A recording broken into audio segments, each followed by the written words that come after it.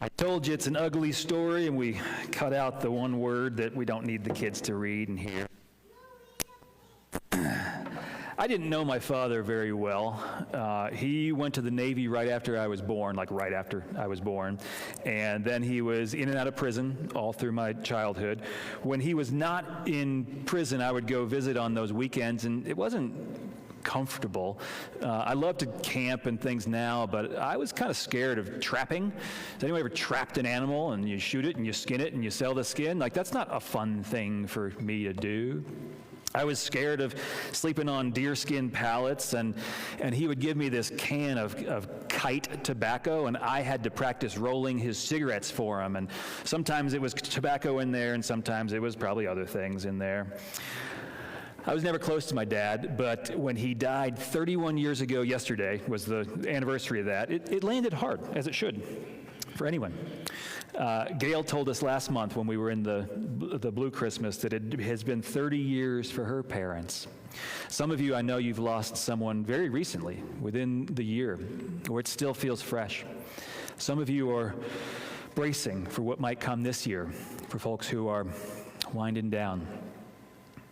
My teenage grieving process, it wasn't creative, it wasn't special. It was a lot of Tom Petty that moved into Fish. I was that generation, just right there in between. See, Luke's like, yeah, now we can relate here. We got Tom Petty and Fish. My grieving process wasn't creative because it included just a whole bunch of drinking and hiding from my feelings. Staying up late, trying to learn to play the guitar. I got in a lot of trouble. And it just, none of it was the kind of bad trouble that follows you your whole life, but every trouble I got in was a little bit closer to that thing you can't take away. You know, the car went here, but it didn't hit them.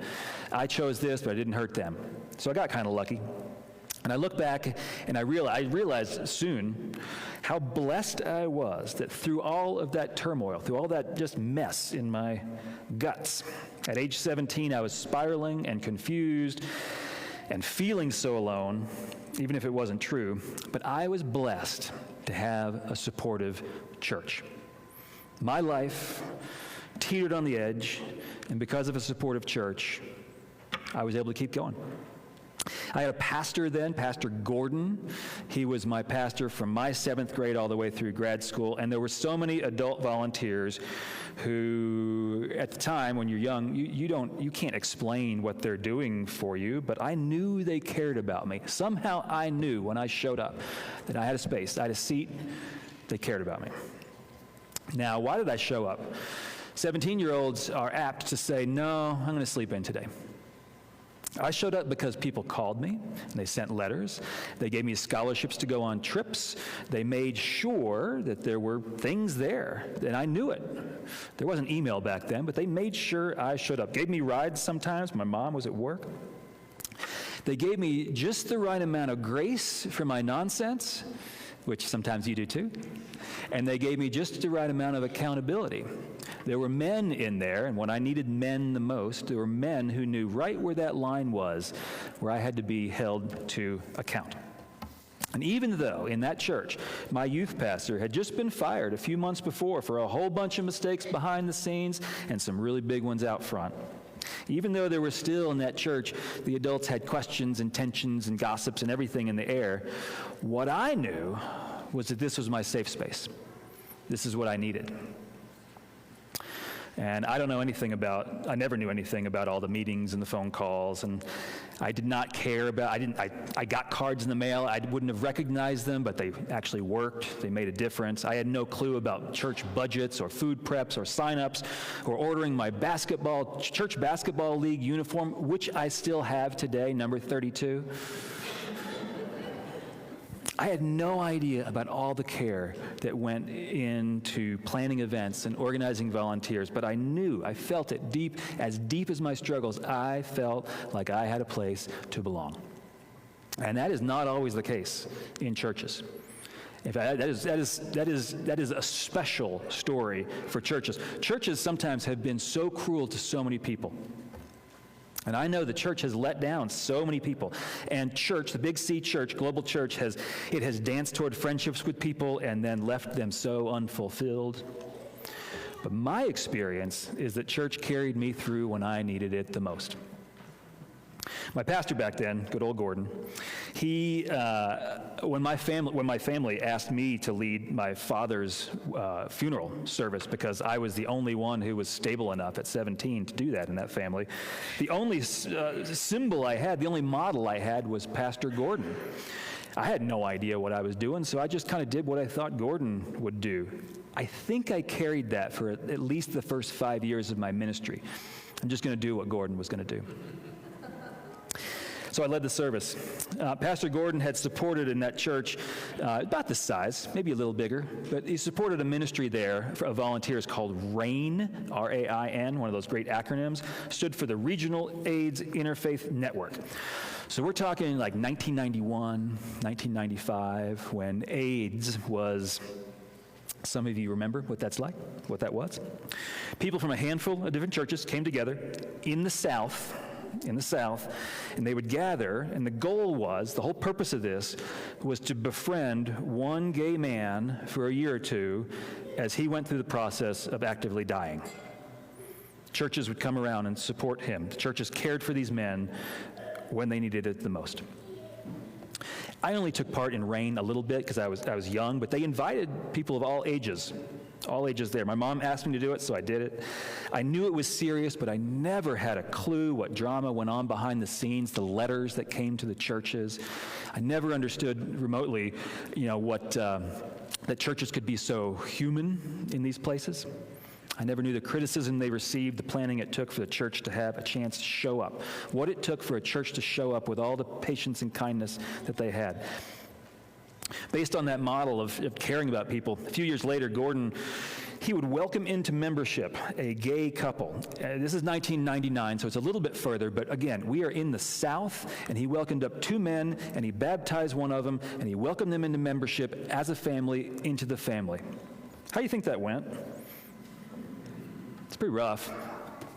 I was old enough now to kind of hear some of the stuff. I was a volunteer with the Boy Scout troop that had a fit. This was the same time that the big Supreme Court case about gay Boy Scout leaders was out there, so that was a big controversy. A bunch of people left the church. Eventually, Gordon just got worn down. A bunch of people left. It was unfortunate because the congregation had just finished a huge building project. Like in this church, you've built things, right? They just went and built a whole new church, 3 times the size, and they filled it right away. And they hired new choir people, and they hired new this. And right after that, there's a controversy, and the balloon sunk, and they're doing fine now. They learned from their mistakes. They are a beacon in their community in the South. Gordon went on to lead another church. He retired. He spent time with his grandkids. He lived a full life. He did an honorable life. He was brave. Right before COVID, he was dying of cancer. Right before COVID, he was dying of cancer, and I was on sabbatical. Now, sabbatical is this interesting thing. Some of us are blessed to have one once in a while. Has anyone ever just all of a sudden just like taken stress and just thrown it out the window? Like you're driving down the road and all that anxiety, you just like, no. You've done that? What happens? A lot of relief. Relief. For me, it was gratitude is what came out of that relief. And so when I had peace, I started just thinking about all these people in my life who had played such a role. So I called Gordon, who was dying. And we talked about our past and joked about mission trips when I was a little kid. And we talked about my ministry and how he said, I thought you had some of this, but I never thought you'd do this. And I can't believe you're doing that. And we talked about the end of his life coming, his family. He told me about a story. Sometimes this happens when you, like old teachers, when you run into a student and they're all grown up and you start talking to them and you can tell them a story that you were never able to tell them, right? Yeah? So he told me his story. He said, when y'all first came to the church, and we were dirt poor, like my mom was working her tail off and stepdad took everything, and so we stumbled in the church without anything. And Gordon told me that back then my mom came confidentially, gave him a $100 bill. 1990, that's some money. Gave a $100 bill and said, if any woman ever needs to get away from a man, if she ever needs a hotel or a bus, you give this to her. And so the church did.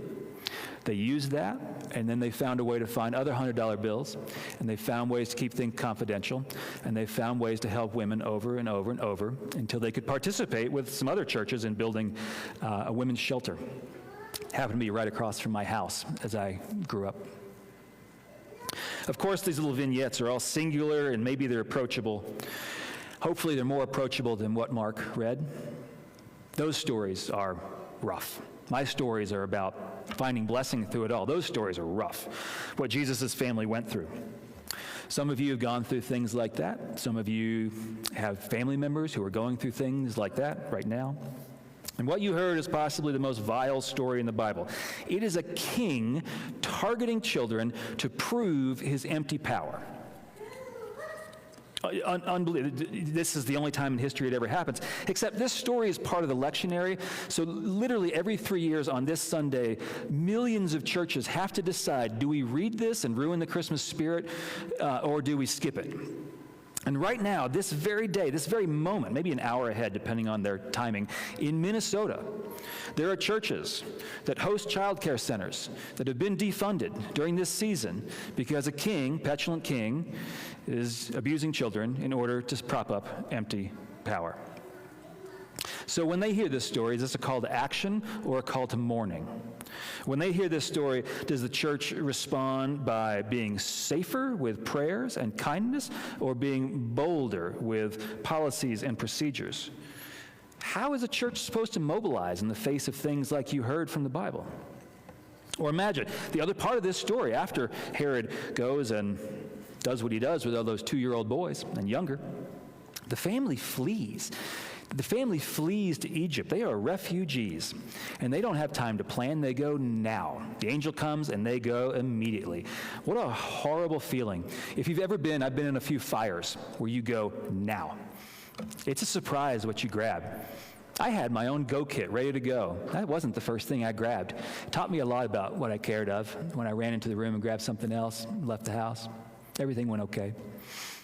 They left, and everything wasn't okay. And they, some of them were able to, this family, was able to stay together. They were so resilient. You wonder I'm sure Joseph picked up some good construction work in Egypt, but I'm sure he picked up plenty of criticism. They were so resilient, and God bless, they got to go back. But imagine Jesus' family being so demonized as political pawns in Egypt, hunted down in a coordinated display of brutal action. That's the words in the Bible you read, brutal action. And what does the church do in the face of brutal action? How much can the church help? What can we put together, resources, other than just prayers and kindness?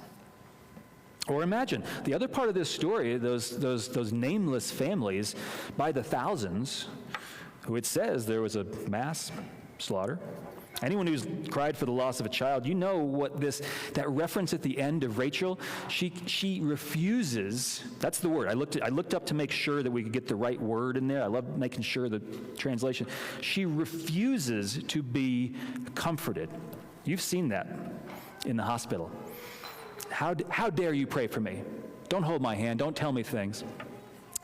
I hope to God, literally, I hope with all the source of my faith that no one has ever, in these times of your worst pain, just given you that sanctified crap about God has a plan, or just giving you some empty light on there. I hope you've been really supported, either by a church that has a cross, or by a church that's just a bunch of friends and strangers who drop blessings on your trail back to life. And whatever terror Herod caused, the churches in those communities, they had to create new practices of grief. They had to create new networks of hope. They had to find ways to feed the people who were not going to eat themselves. Sometimes the church does a really good job of that, and sometimes we do a really poor job of that, and most of the time we land somewhere in the middle. But this is my faith. I don't hang my faith on the church. I hang my faith on God. And God never lands in the middle. God never lands in the middle. We might not accept divine comfort when we're struggling the most, all the time. We might not believe that there's a God even following us. That's fine. Everyone who stands for God might disappoint us. Okay. We might fall prey to blaming the victim or idolizing the bully, but at the core of human experience, this is what I believe, what I live for, and what I know I want to pass on. At the core of human experience, that aliveness that we call God is always carrying us through when we need it the most. And that thing that's closer to us than our heartbeat and more expansive than the poetry of starlight, that thing is always on our side, offering support, offering a way through the grief, offering a vision for healing and wholeness.